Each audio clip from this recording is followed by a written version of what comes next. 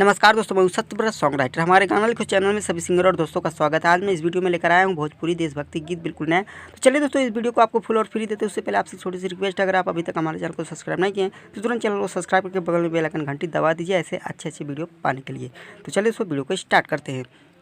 जैसा कि दोस्तों मुखड़ा में लिखा गया है, 3 रंग के तिरंगा लागे बड़ी सुंदर हो, देशवा के सभे लोग के हवई जान हो, 3 रंग के तिरंगा लागे बड़ी सुंदर हो। तो पहला लाइन 3 बार गाना पड़ेगा, दूसरा लाइन 2 बार और तीसरा लाइन 2 बार। तो चलिए गाकर सुनाते हैं।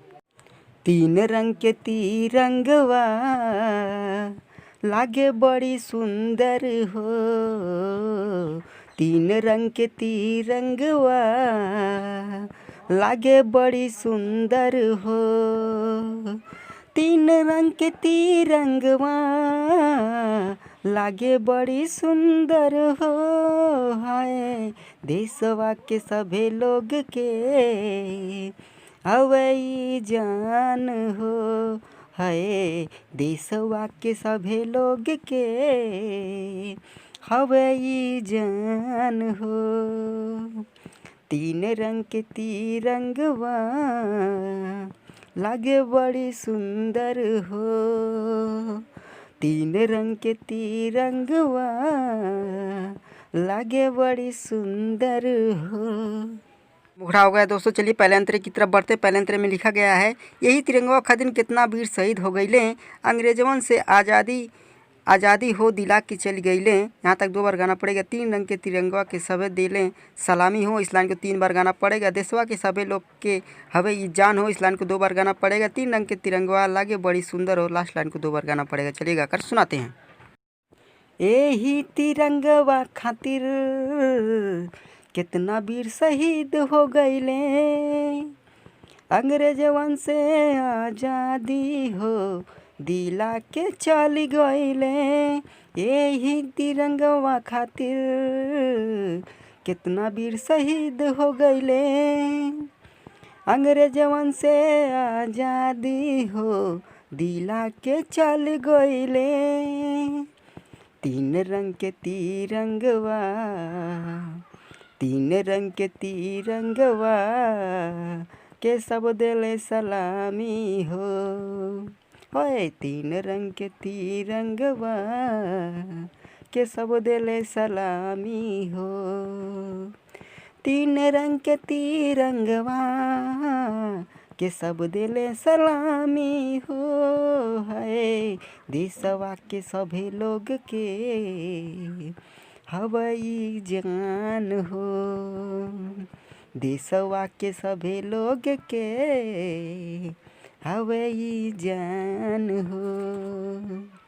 3 रंग के तिरंगवा लागे बड़ी सुंदर हो, 3 रंग के तिरंगवा लागे बड़ी सुंदर हो।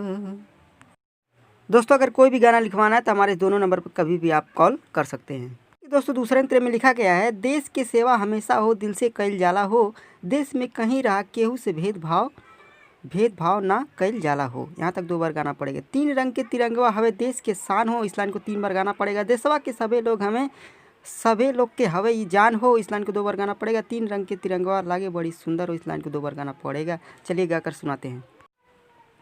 देश के सेवा हमेशा हो, दिल से कईल जाला हो, देश में कहीं रहा केहू से भेदभाव न कईल जाला हो, देश के सेवा हमेशा हो, दिल से कईल जाला हो, देश में कहीं रहा केहू से भेदभाव न कईल जाला हो।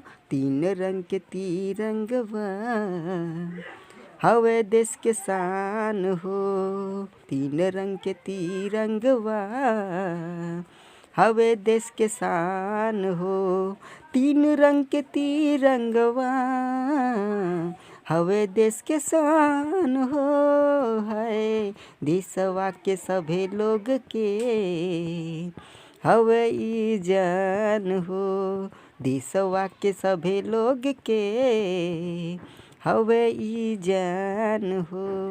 3 रंग के तिरंगवा लागे बड़ी सुंदर हो, तीन रंग के तिरंगवा लागे बड़ी सुंदर हो। दोस्तों इस वीडियो को लाइक करिए, कमेंट करिए और अपने दोस्तों में इस वीडियो को शेयर करिए। आज के लिए इतना ही, थैंक यू, धन्यवाद।